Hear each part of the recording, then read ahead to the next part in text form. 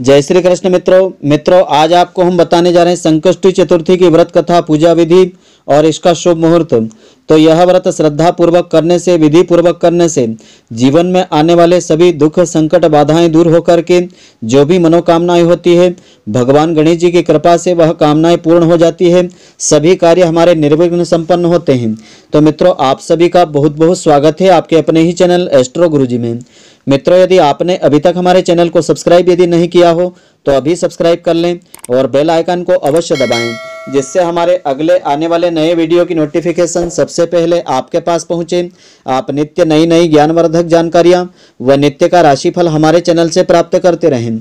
तो संकट चौथ का व्रत दिनांक 31 जनवरी 2021 रविवार को रखा जाएगा।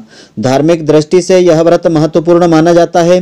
प्रत्येक मास में 2 चतुर्थी तिथि आती है, एक शुक्ल पक्ष में जिसे विनायकी चतुर्थी कहते हैं, दूसरी कृष्ण पक्ष में जिसे संकष्टी चतुर्थी के नाम से जाना जाता है। लेकिन सभी चतुर्थियों में माघ मास की संकष्टी चतुर्थी का विशेष महत्व माना गया है, जिसे लोक भाषा में संकट चौथ, माघी चौथ, संकटा चौथ, तिलकुटा चौथ आदि नामों से जाना जाता है। संकष्टी चतुर्थी का अभिप्राय है संकटों का हरण करने वाली चतुर्थी होती है। इस दिन भगवान गणेश जी के साथ साथ भगवान शिव जी, माता पार्वती जी, कार्तिकेय, नंदी एवं चंद्रदेव की पूजा का विधान होता है। तो महिलाएं अपनी संतान की दीर्घ आयु और खुशहाल जीवन की कामना के लिए यह व्रत करती है। नारद पुराण के अनुसार इस दिन भगवान गजानन की आराधना से सुख, सौभाग्य में वृद्धि तथा परिवार पर आ रही विघ्न बाधाओं से मुक्ति मिल जाती है एवं रुके हुए मांगलिक कार्य संपन्न होते हैं। इस चतुर्थी में चंद्रमा के दर्शन करने से भगवान गणेश जी के दर्शन का पुण्य फल प्राप्त होता है। तो इस दिन गणेश जी को प्रसन्न करने के लिए इस प्रकार से पूजा अर्चना करना चाहिए। इस दिन व्रत रख करके भगवान गजानन की विधि पूर्वक पूजा आराधना की जाती है। उन्हें तिल के लड्डुओं या गुड़ तिल से बना तिलकुटा का भोग लगाया जाता है।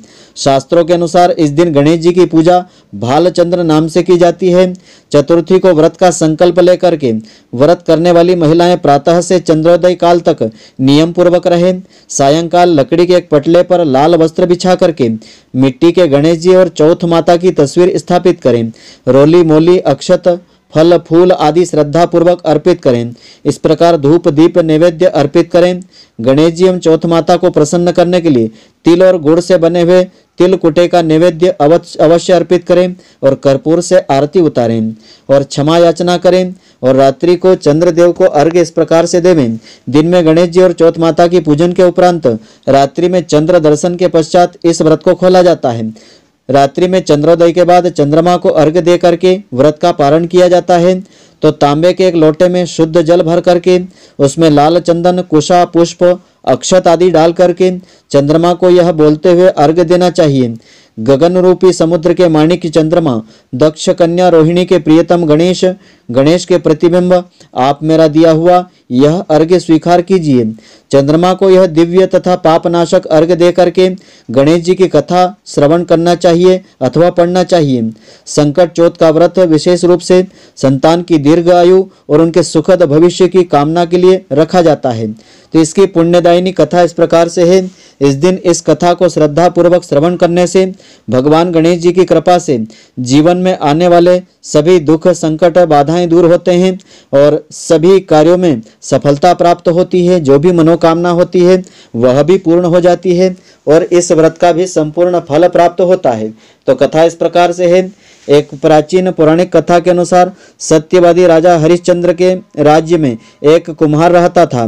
एक बार उसने बर्तन बना करके आवा लगाया, बहुत देर तक आवा नहीं पका तो बार बार नुकसान होता देख करके कुम्हार एक तांत्रिक के पास गया और उसने तांत्रिक से मदद मांगी। तांत्रिक ने उसे एक बालक की बलि देने के लिए कहा। उसके कहने पर कुम्हार ने एक छोटे बच्चे को आमे में डाल दिया। उस दिन संकष्टी चतुर्थी तिथि थी। उस बालक की मां ने अपनी संतान के प्राणों की रक्षा के लिए भगवान गणेश जी से प्रार्थना की। कुम्हार जब अपने बर्तनों को देखने गया तो उसे बर्तन पके हुए मिले और साथ ही वह बालक भी सुरक्षित मिला। इस घटना के बाद कुम्हार डर गया और उसने राजा के सामने पूरी कहानी सुनाई। इसके बाद राजा ने बच्चे और उसकी मां को बुलवाया तो मां ने संकटों को दूर करने वाली संकट चौथ की महिमा का गुणगान किया। तभी से महिलाएं अपनी संतान और अपने परिवार की कुशलता और सौभाग्य के लिए संकट चौथ का व्रत करने लगी थी। तो मित्रों यह व्रत कथा श्रद्धा पूर्वक इस दिन श्रवण करने से भगवान गणेश जी की कृपा से जीवन में आने वाले सभी विघ्न संकट बाधाएं दूर हो करके मनोकामनाएं पूर्ण होती है, सभी पापों का नाश होता है, सभी कार्य निर्विघ्न संपन्न हो जाते हैं। तो मित्रों, आशा करता हूं कि आपको हमारी यह ज्ञानवर्धक जानकारी पसंद आई होगी। यदि आपको पसंद आई हो तो आप हमारे वीडियो को लाइक व शेयर अवश्य करें। धन्यवाद। जय श्री कृष्ण मित्रों, फिर मिलेंगे।